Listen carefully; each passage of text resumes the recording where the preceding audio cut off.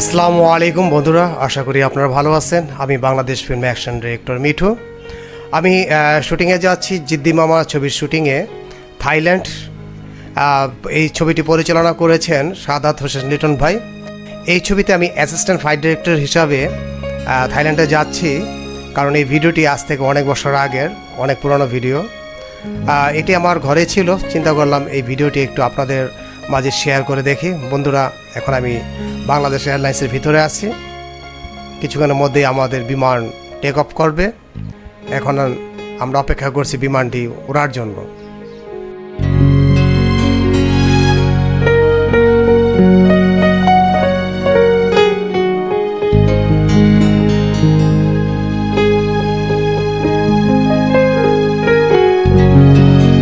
আমাদের এই বাংলাদেশ এয়ারলাইন্সটি কিছুক্ষণের মধ্যে জিয়া আন্তর্জাতিক বিমানবন্দর ত্যাগ করবে।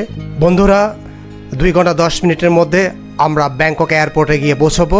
আর যদি কোথাও গুত্তা খেয়ে পড়ে, আল্লাহ ভরসা, আমাদের জন্য দোয়া করবেন, আমরা যেন খুব সুন্দরভাবে থাইল্যান্ড গিয়ে পৌঁছাই। বিমানটি এখন আকাশে ওড়ার জন্য প্রস্তুতি নিচ্ছে, অলরেডি সে চলা শুরু করেছে। বন্ধুরা, কিছুক্ষণের মধ্যে বিমানটি উড্ডয়ন করবে।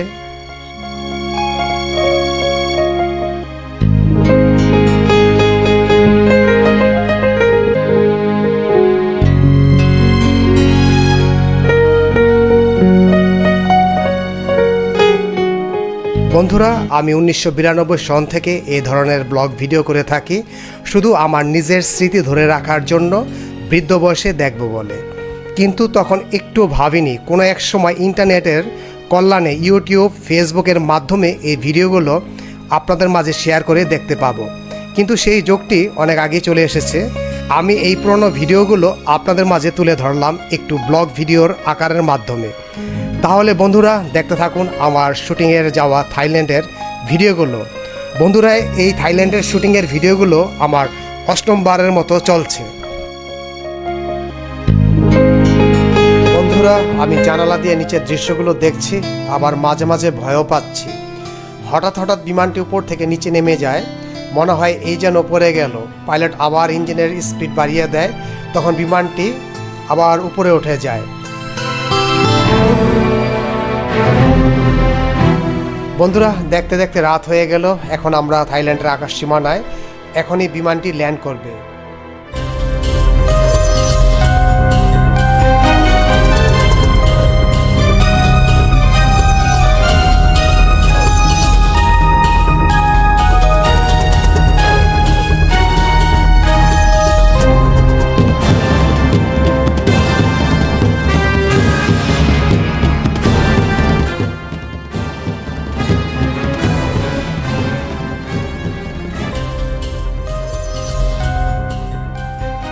বিমান থেকে নামার পর হঠাৎ করে অনন্ত ভাই ও বর্ষা আপুকে দেখতে পেলাম। তারা এসছেন থাইল্যান্ডে বেড়াতে। পরিচালক লিটন ভাই তাদের সাথে কথা বলছেন, আর আমি আমার ক্যামেরাটি দিয়ে স্মৃতিস্বরূপ ভিডিও ধারণ করে রাখলাম। আমরা সবাই ইমিগ্রেশনের দিকে যাচ্ছি। বন্ধুরা, আমার ডানে হিরোইন বর্ষা আপুকে দেখতে পাচ্ছেন।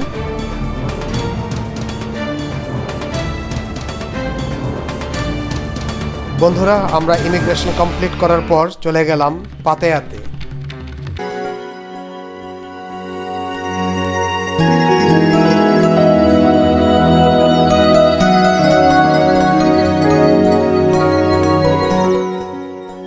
এ নিয়ে আমার থাইল্যান্ড 8 বার আসা। এই প্রথমবারের মতো থাইল্যান্ডে এসে মনটা খারাপ হয়ে গেল, কারণ এই ব্যাংকক থেকে আসার সময় দেখলাম এদেশে অনেক বড় বন্যা হয়েছে।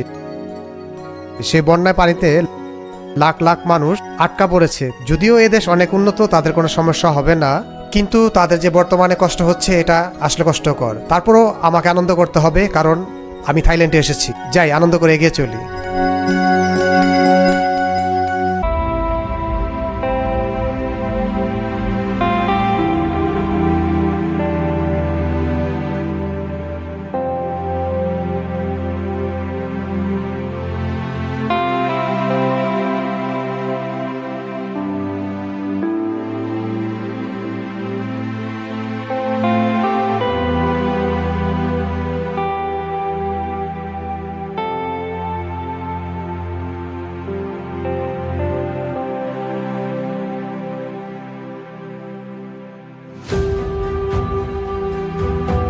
বন্ধুরা, আমরা এখন শুটিং করছি পাতেয়া বাস স্ট্যান্ড সংলগ্ন একটি উঁচু ভবনের ছাদে।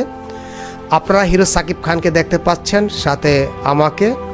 বন্ধুরা, আপনারা আমাকে দেখতে পাচ্ছেন, আমি সাকিব ভাইয়ের একটি ড্রেস পরে আছি। আসলে এটি একটি নকল ড্রেস। ছবিতে অ্যাকশন দৃশ্যের জন্য দুটি করে ড্রেস বানানো হয়, একটি হিরোর জন্য, অন্যটি আমার জন্য। অ্যাকশন দৃশ্যে কিছু কিছু শট আমাকে ড্রেসটি পরে করে দিতে হয়, তাই এই ড্রেসটি পরা।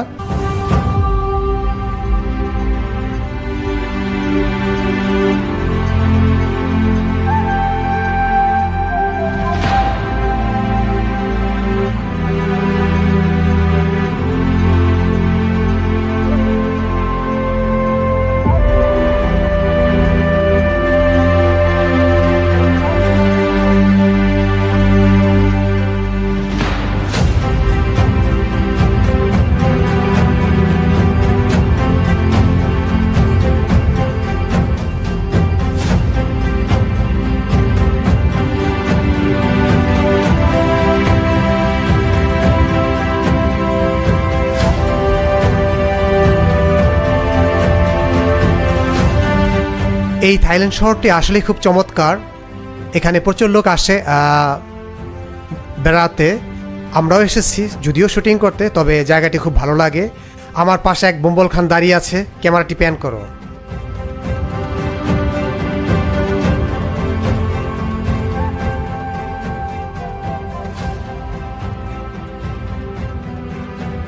Thank you very much for taking my picture bro, but I have doubt, please show me the picture. Thank you very much. আপনারা একটু আগে বুম্বল খানকে দেখলেন, সে আমার ছবি তুলে খুব উৎসাহী। বন্ধুরা, আমি একটু এদিক সেদিক ঘুরে ঘুরে দেখব। দেখছি।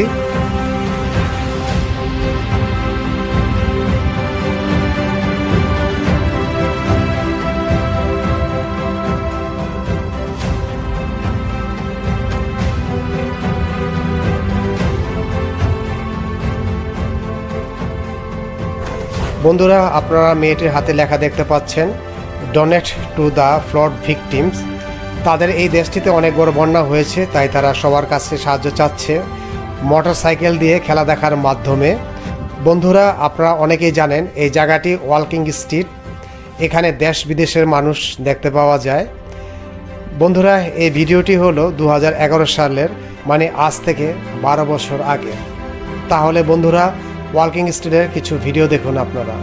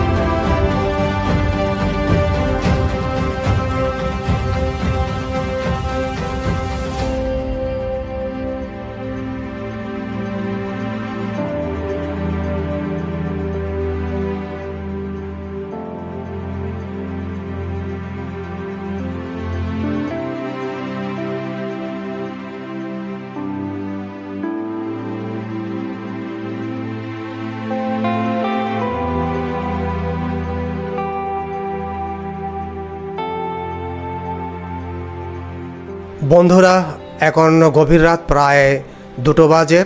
আগামীকাল আমরা বাংলাদেশে চলে যাব, মানে আমি চলে যাব, আমার কাজ সেখানে শেষ। তাই মন একটু খারাপ, তাই হোটেলের পাশে বসে বসে শহরটি দেখছি এবং আনন্দ করছি মনে মনে, এবং একটু দুঃখ প্রকাশ করছি একা একা বসে। কালকে চলে যাব বাংলাদেশে, কি আর করা, কাজ শেষে চলে যেতে হয়।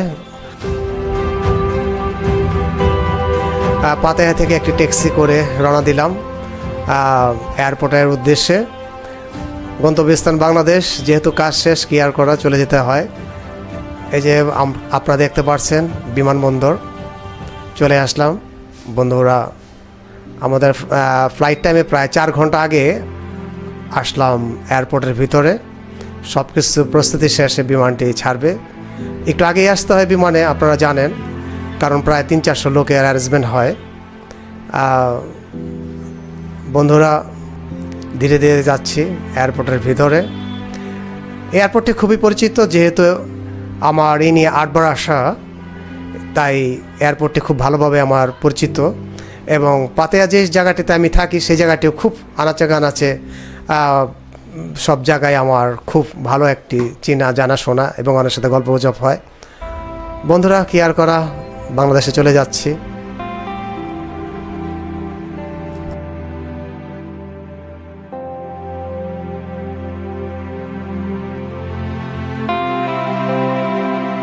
এই থাইল্যান্ড শহর ছেড়ে আমার যেতে অনেক কষ্ট হচ্ছে, তারপরও যেতে হবে। আর 1 ঘন্টার মধ্যেই বাংলাদেশ এয়ারলাইন্সটি এয়ারপোর্ট থেকে ছাড়বে। এই নিয়ে আমি ব্যাংককে 8 বার আসলাম। যতবার আসি ততবারই নতুন মনে হয়, এবারও নতুন। আর এই সবসময় এই জায়গাটি বসে বসে ভাবি, আবার কি আসতে পারবো? এই বলতে বলতে আমি 8 বার আসলাম, আশা করি সামনে আবার আসব। চলুন এবার বাংলাদেশ এয়ারলাইন্সের ভিতরে ঢোকা যাক। বন্ধুরা, বিমানের ভিতরে তেমন লোকজন দেখতে পাচ্ছেন না। অল্প সংখ্যক যাত্রী নিয়ে বিমানটি বাংলাদেশের উদ্দেশ্যে রওনা দিবে। আমার কাছে মনে হচ্ছে এই যাত্রায় বিমানে তেল খরচও উঠবে না। তবু বিমানের শিডিউল অনুযায়ী বিমানটি কিছুক্ষণের মধ্যেই বাংলাদেশের উদ্দেশ্যে রওনা দিবে। বন্ধুরা, একটা কথা বলে রাখি, থাইল্যান্ডে যাওয়ার সময় আমরা একসাথে যাই, আর আসার সময় যার যার কাজ শেষে সে একা একা চলে আসে। বন্ধুরা, আমি বাংলাদেশ অ্যাকশন ডিরেক্টর মিঠু বিদায় নিচ্ছি আপনাদের কাছ থেকে। আসসালামু আলাইকুম।